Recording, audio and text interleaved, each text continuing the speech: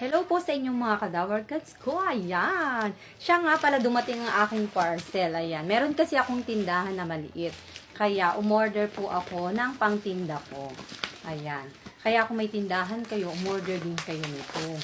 Para sa ganun, may benta nyo. Ayan. Ayan po ang order ko ng ice cream na yan.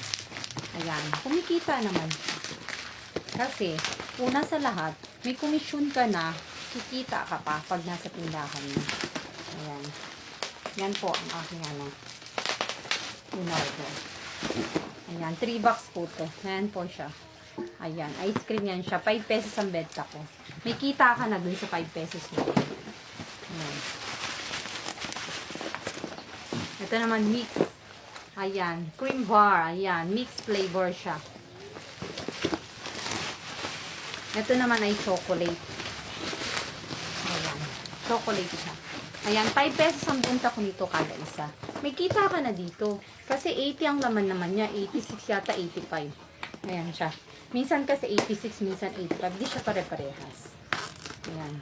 Tapos may commission ka na dito. Kita ka pa pag nasa tindahan. Kasi, ayan siya. Ayan ang laman niya. Ayan. May tindahan kasi ako maliit. Kailangan ko talaga ng kakaibang paninda. Sa TikTok lang mahanap. O, diba? Kaya, ano pa inaantay mo? Order na kayo. Ito, mix siya, o. Ayan, mix.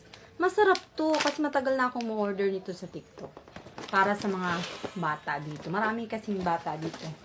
Pag, Monday to, malapit kasi sa eskwelahan dito. Ayan.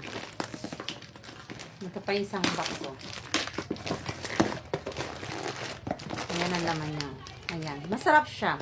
Ayan. Kaya order na kayo. Dito lang sa aking, sa aking basket. Diyan nyo lang siya makikita.